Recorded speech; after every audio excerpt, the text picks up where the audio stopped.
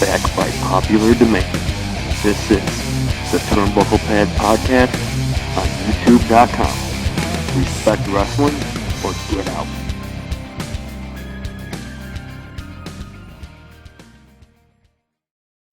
Gentlemen, boys and girls, children of ages, and people around the world, thank you so much for watching the TurnbucklePad podcast.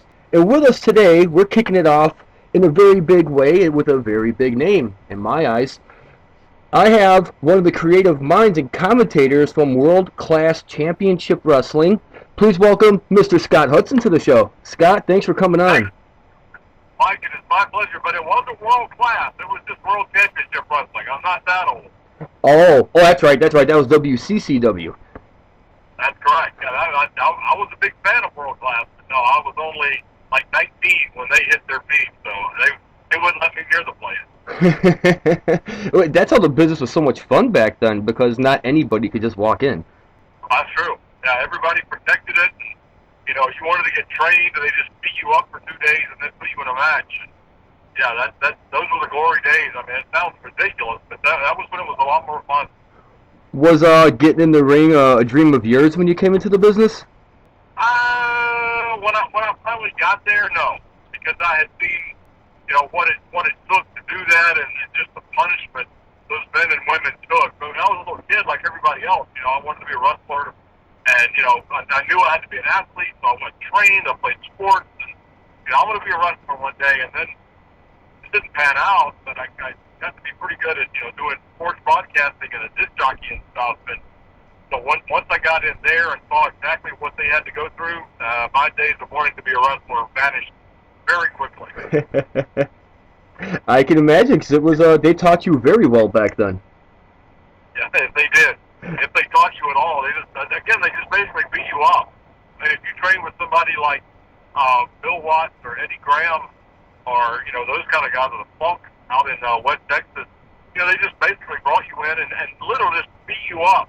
And you can read some of these the books by these the old timer guys. You know, they would say, no, you know, to this day, I've never been smart enough to the business. I just had to learn, you know, the ins and outs of the business. Somebody sat me down and said, here's how you lock up, and here's how you know, they didn't go over that like they do now. That's it's actually interesting you say that, 'cause it kind of brings me to my question I have for you. What were some of the values that were taught back then that are not taught now? Well, again, that's a great question, and the answer is all of them.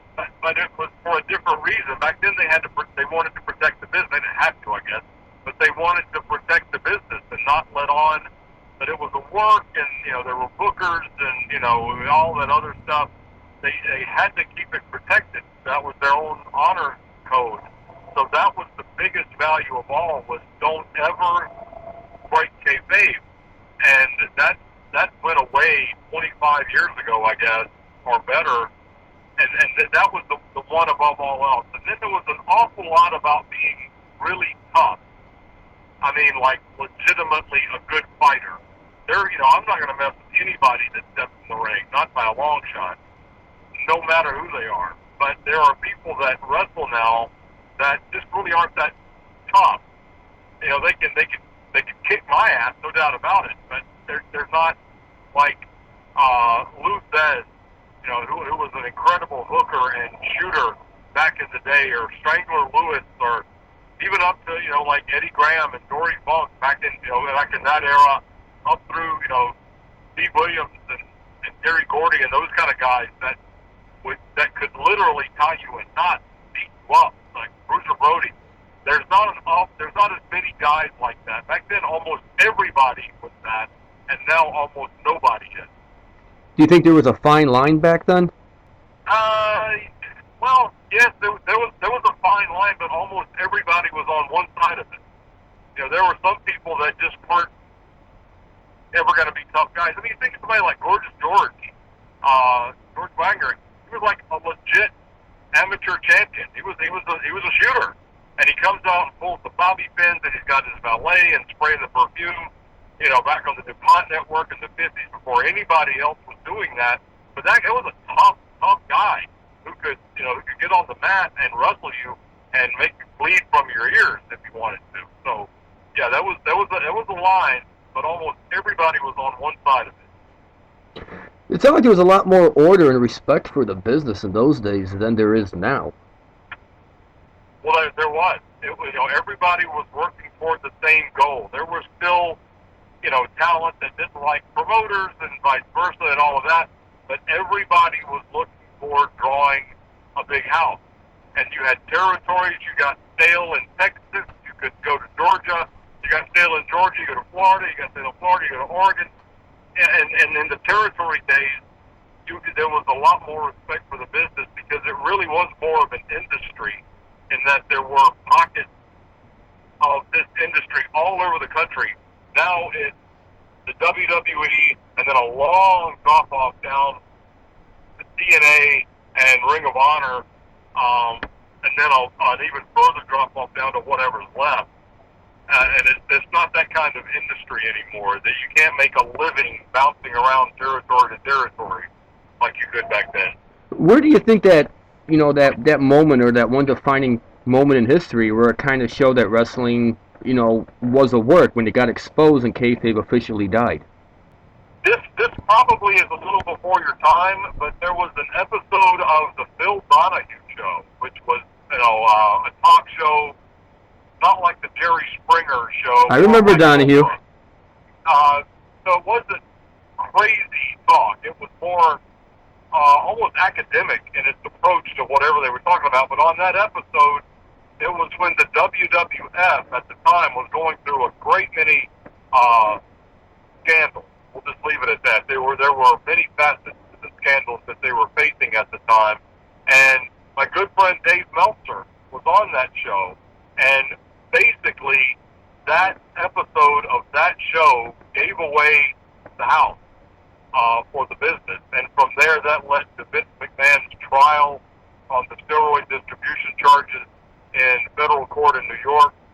And he was on the stand and testified that it was a work and, everything was predetermined. But I think that Phil Donahue episode was the first crack. You go back to, Dave Meltzer's Wrestling Observer newsletter and Wade Keller's Pro Wrestling Torch and Steve Beverly's Mat Watch, all of the newsletters back in the mid-'80s, they had a very small audience. But to broaden that audience to border to border and coast to coast, like what happened on that Donahue episode, that was the real first crack. And after that, the dam burst, and it was over. Yeah, I remember growing up at the time as a wrestling fan, being young, you loved the business and you liked wrestling so much because it was awesome. You didn't know if it was real or not, but you got to see a good guy and a bad guy really go at it. And it seems nowadays it's hard to tell who's a good guy and who's a bad guy because the crowd now knows they can control who gets over and who doesn't. Well, and that's a good point, but in truth, Mike, they always did. Even back in the territory days, the bookers and the promoters knew who was over, knew who they could get over. Famously, I remember Dusty Rhodes when he was booking Florida, and I don't know if you ever heard this story, but when Dusty was booking, they brought in Doug Baker, who has since passed away, but had a long run and was an evil-looking guy, just a real sweetheart out of the ring. But in the ring, just had this fantastic look. And they brought him into Florida. But the thing with Ox is that he really couldn't work. He wasn't that great of a worker. That's being kind. So Dusty told Eddie, I think I can get about 3 months out of him if we never put him on his back. If he never leaves his seat. If he's always just that monster heel, we can get about 3 months out of him and run him through the baby faces in the territory. Well, in the first night in, Jack Briscoe, who he was wrestling, and it was one of the Florida towns, and Jack, who was a shooter, legit athlete, legit wrestler, took Ox Baker down, put him on his back. And Dusty told the story that when he saw Eddie after the show backstage, he goes, I think maybe I can get 1 month out of it. and it went from 3 months to 1 month just because Dusty had an idea, and it was shot to hell with this one double leg dive from Jack Briscoe and Brayton or whatever. From what it sounds like, Dusty was always very truthful when he spoke.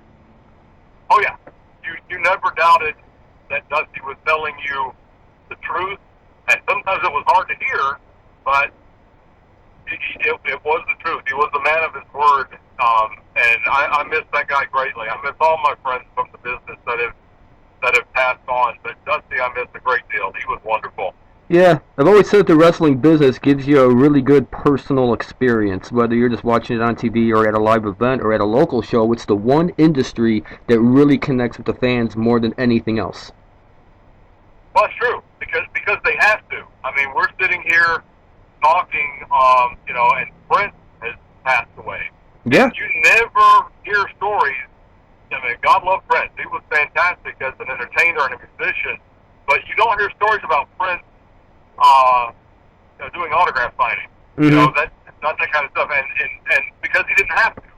But wrestlers basically are always having to work, and work isn't just walking up in the ring and going to the finish. Work is signing autographs and showing up at the new grocery store that opens to promote the show that week. That's working, and that's what wrestlers had to do, and they don't do much of that anymore. Or if they do, it's more of the Make-A-Wish Foundation stuff and the benefit for the troops and all that sort of thing. Now, why don't you share with us some of your favorite times when you were working in WCW? I mean, that was a hell of a run WCW had. I can only imagine what you've seen and what you got to be a part of. Oh, yeah. I was so lucky. I started there in January 96, which was just before Scott and Kevin came in and started the Outsiders angle, which morphed into the NWO angle, which basically meant that we didn't play to an empty seat for, geez Louise, 3.5 years. I remember when we were doing Saturday night, the WCW Saturday night show was mostly me and Mike Danae. I remember that. We would do on sale announcements. As part of the show, we would sit there and we'd be given a sheet. We're in the studio and let's do the on sale, and they would run the graphics over the screen, and we would VO the graphics. Like, tickets go on sale this Tuesday for a WCW Saturday night taping 3 weeks from now in some small town venue somewhere in Alabama. And just that announcement, not that we weren't that great at salesmen, we were just doing what we were told to do. There'd be a line around the building to buy tickets for a show 3 weeks away that was a Saturday night taping. I mean, they used to give those away, literally. Yeah. And people were lining up to buy them. That's how the WCW as a business, turned around in 1996. I mean, I had zero to do with that. I make no claim to that at all. But it was fun to watch that, because I was one of the ones living in Atlanta. I was one of the ones with the free ticket to center stage to watch those incredible WCW Saturday night shows at center stage in '89 and '90 and '91. And here we are making announcements to get people to line up to pay for those same tickets.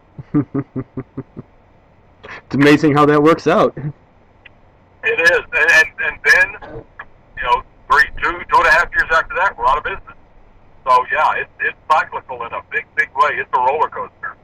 I can imagine. I did not start watching WCW until, like you just said, when Hall and Nash were doing the Outsiders angle. I literally started watching, I believe it was the second night when Nash first showed up. And I followed ever since. Wow. I mean, I would watch WCW on and off, but as a kid, WWF really appealed to the kids and the younger generation, having guys like the Ultimate Warrior, Hulk Hogan, sure. Dusty Rhodes, the Honky Tonk Man, a variety of characters, and kids took to it, So I watched that the most, but yeah, WCW came around later on when the Outsiders came in. Yeah, and that wasn't an accident. That was all the genius of Eric Bischoff. And I'll tell you, Mike, I get asked a lot, how was Eric to work with? Everybody says Eric was just this real asshole to work with, and blah, blah, blah. And I'm like, wasn't to me. That's one of the smartest guys I've ever had the pleasure of working with and working for, and he treated me great. He was professional, respectful. Now, granted, I wasn't an in-ring talent trying to get myself over. I was just trying to get them over Right. as an announcer. So I didn't have an ulterior motive. I didn't want to, my own stall or any of that kind of stuff. So maybe that's why. But Eric was a genius. He could do anything. He's so creative and so smart, so driven. I would follow him or Russo into battle anytime they wanted to put an army together, to this day. It sounds like a good boss to work for. I mean, yeah, he created something that was spectacular for pro wrestling.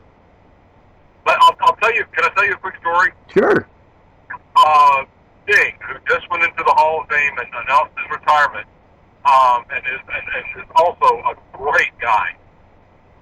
But if you think back, or if you go back on the network and watch old WCW television broadcasts from the 80s and Nitros from the beginning, Sting was one of those guys that we would say, I don't know what it is, but he has it. Mm-hmm.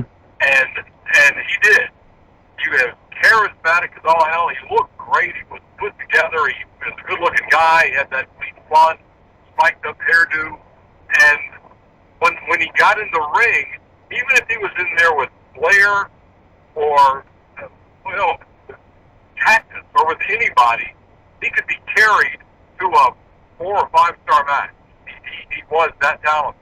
But if you put him in there with somebody that wasn't good, he couldn't carry the match at all. And also, if you watch his interviews, I don't know how anyone ever thought he was charismatic watching his interviews. They just weren't that good. He would tell you they weren't that good. They were bad. And it got to the point when he was the guy in WCW and houses started tanking and buy rates were falling, ratings were dropping like a rock, and Eric had the idea that, well, we're building around Sting, and Sting can't work, and Sting can't talk, but people love that guy. And so it was Eric's idea, and I'll never forget hearing this. He said, well, I know how to get Sting over. We're going to have him not talk and not work, and then he'll be more over than he's ever been. And that's exactly what he did. If you think about it, for a solid year, Sting didn't say a word. That's right. Didn't work a match.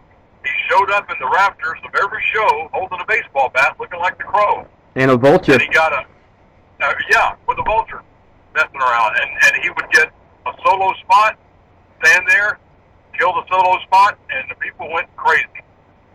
And when Sting finally came back at Starrcade 97 to wrestle Hulk, my God, huge buy rate, but he got in the ring, and he talked, and he started to, come down again. But boy, for a year, Sting was making money.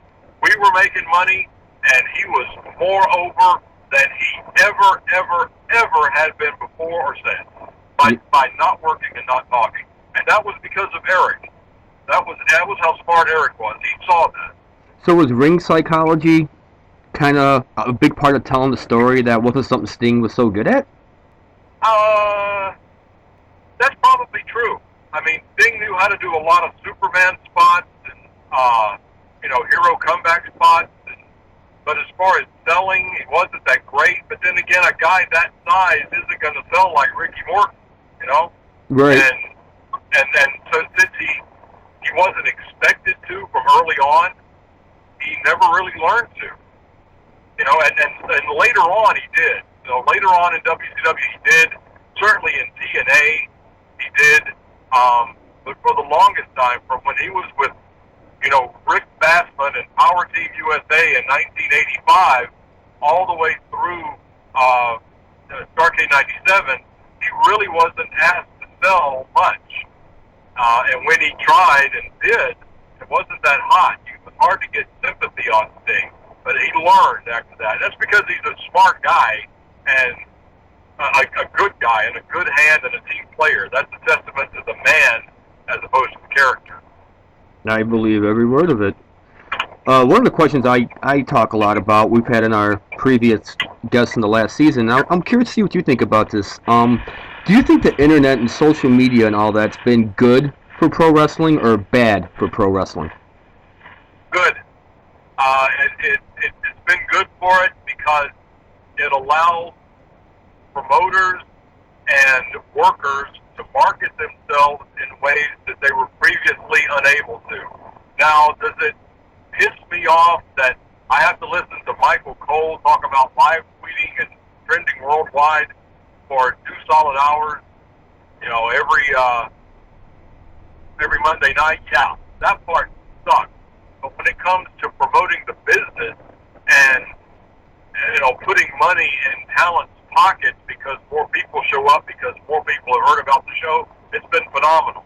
And you got to couple that with like Adobe Photoshop and Adobe InDesign and those kind of programs that allow promoters and people that have any kind of marketable skill in that area, they can create these great looking flyers and stuff that before you were just like cutting pictures out of a magazine and running them off on the copier at your dad's office. Mm-hmm. And that too has helped with the evolution of the sport and the marketing of the talent and the shows and the sport in general. So overall, social media has been a godsend. I just hope I never hear Cole talk about trending worldwide ever again.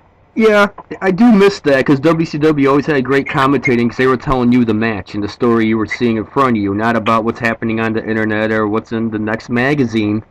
They entertained you with what was going on at that moment.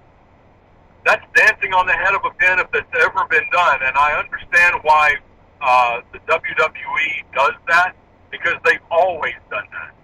If you think about it, Cole talking, and I hate to pick on Cole. Go for it. We all do. But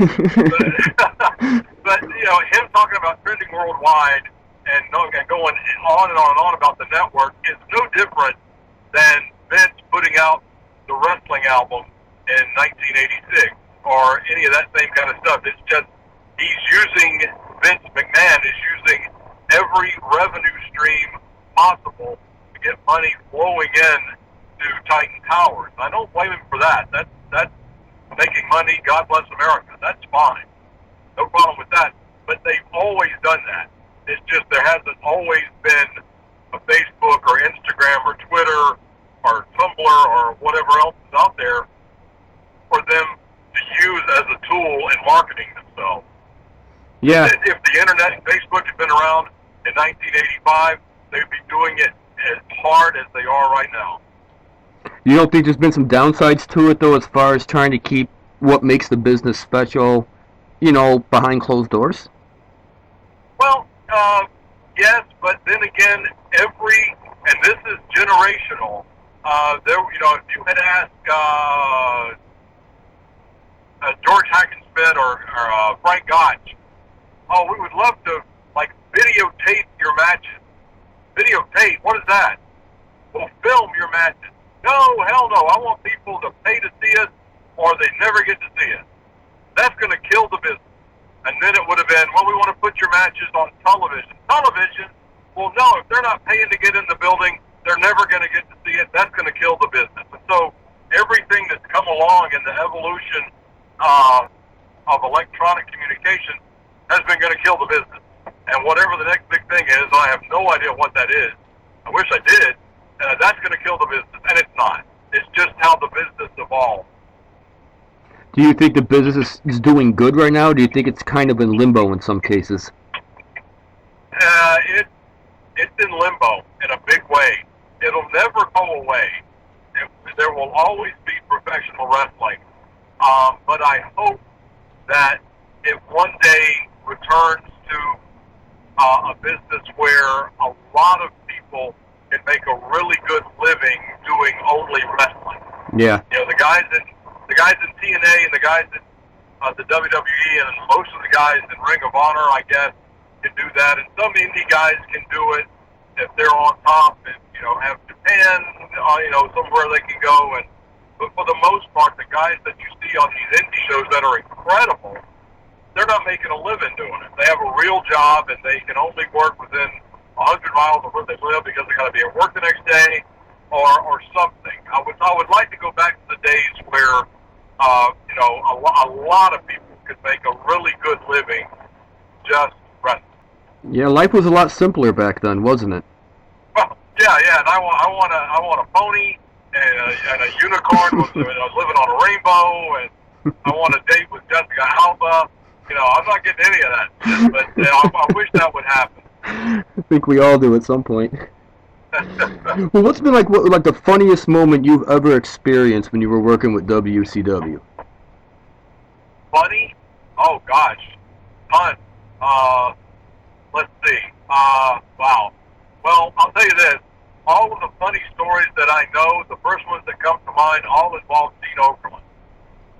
So that narrows it down. There's a million stories. Let me think. I'll tell you one. The announcers, we all shared a dressing room of our own.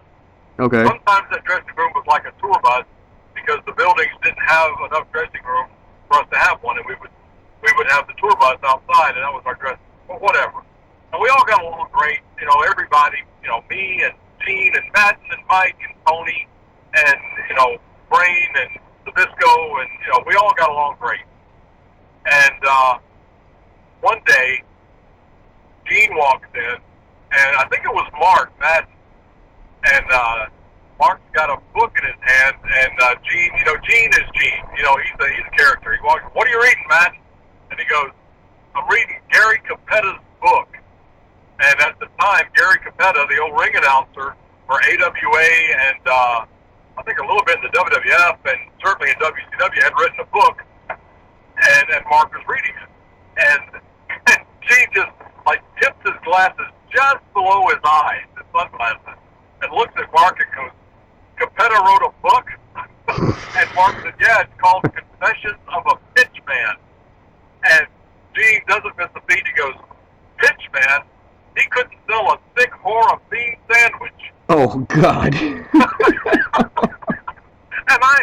I had no idea what that meant, but I just collapsed, and well, we all did. So after that, every book that came out, because back at that point everybody started writing a book. So it's like, well, it's no Gary Capetta book. It's good, but it's not Capetta's book because Capetta couldn't sell a thick whore a bean sandwich. And to this day, I don't know what that means, but it was the standard by which all of us were measured after that. Wow. You could probably write a book and you could probably write a book on that. Oh gosh, yeah. I'm not going to write a book. No, all my secrets they're staying around the table at Thanksgiving. I was thinking just like Mean Gene stories. Oh yeah, I'll tell you another Mean Gene story. Before I worked for WCW back in the early '90s, I had finished up with Global. I was doing local Georgia stuff, watching a Clash of the Champions, and Gene was already in, so this would have been in '94, I guess, '95 maybe. The Clash had Sid Vicious, and I think it was Ming that he was working on the Clash. But all I know is whoever it was managed by Colonel Rob Parker, Robert Fuller, the old Southeastern Territory guy, doing basically like a Colonel Tom Parker, Elvis's manager character. And he's doing this, he talked like Foghorn Leghorn. He wore this off-white suit with like a bolo tie. And he was great. Great character. Great talent, Robert Fuller. So anyway, the gimmick was, if Sid beats Ming, he gets 5 minutes from Colonel Parker. So he beats Ming, and he gets 5 minutes from Colonel Parker, and Sid is 1,000 feet tall. So he comes in and he beats up Parker, and then like gut shots him, gut wrenches him, and is going to power bomb him. That was Sid's gimmick, is he power bombed everybody. So he pulls Parker way up high, really fast, and is going to power bomb him in the center of the ring and get the babyface blow off. Well, when he does that, he just pulled it. He grabbed him too tight and pulled him too fast, and Parker craps his pants while he's up on his shoulder. Oh God! And he's in this off-white suit, so it's impossible to hide. So Sid doesn't powerbomb him so much as he just drops him. He didn't realize what had happened. And so the crowd goes crazy, and and then Tony, let's send it back to our broadcast colleague, Mean Gene. So out Harlem Heat, Booker T and Stevie Ray. And while he's on the ramp, I thank you very much, my longtime close personal friend, Tony Schiavone. I guess at this time, and he stopped because Parker is walking past it, on the floor, not up the ramp, but on the floor to go backstage. And Gene smells it and sees what has happened and looks down at Parker and looks and does it and just completely no-sells the camera and looks down at Parker and says, Colonel Parker, you been eating birdseed? And I remember watching that thinking, what the hell does that mean? And so it took flash forward until I'm working with Gene on Nitro, and like the first time I met him, so Gene, I'm Scott Hudson, I'm announcing Nitro, it's such an honor and pleasure to meet you. Let me ask you a question. Clash of the Champions, 95, Robert Fuller craps his suit when he gets powerbombed by Sid, and he's walking by you, and you say, Colonel Parker, have you been eating birdseed? What does that mean? Why did you say that? And he said, a man shits his pants on live television. You gotta say something.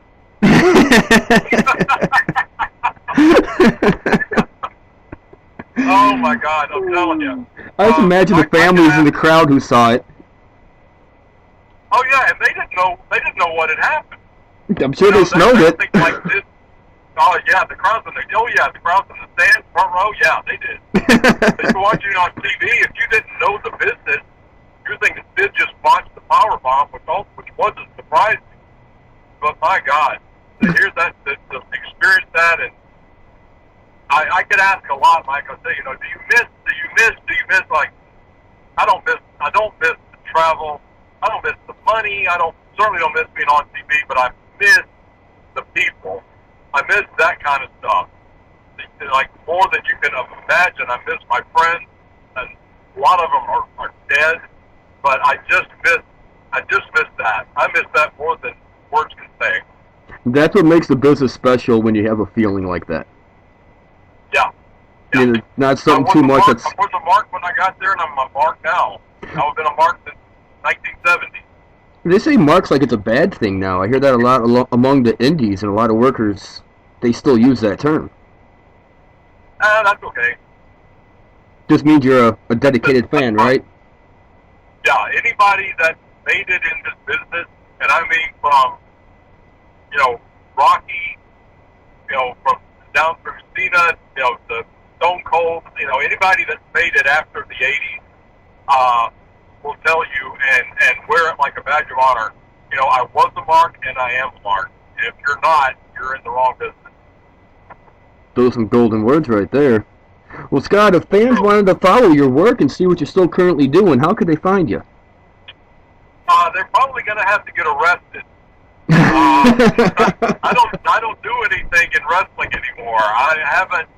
I was talking to my wife about this today. It's been 11 years since I worked for TNA. Which means it's been 15 years since I worked for WCW. But I have always been involved in the criminal justice field. So yeah, unless you get arrested, and please don't. I don't plan on it. Yeah, that's other than that, if you get arrested in Atlanta, I might see you. But other than that, I'm just sitting there like everybody else on Monday night, Wednesday night, and Thursday night, and then with the network and just watching stuff, just like anybody else.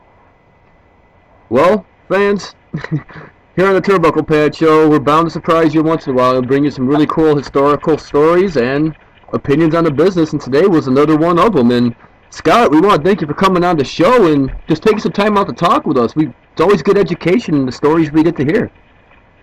Well, Mike, I love this more than you can imagine. It's so fun to talk about this kind of thing, and you've got my number. Anytime you want to do it again, just let me know. I'll be ready. Most definitely, most definitely. Until then, fans, we hope you enjoyed. Stay tuned, and in the meantime, I'm Mike Stover. This has been one of the best creative minds, I think, in WCW and greatest commentators, Scott Hudson. Till then, we're out.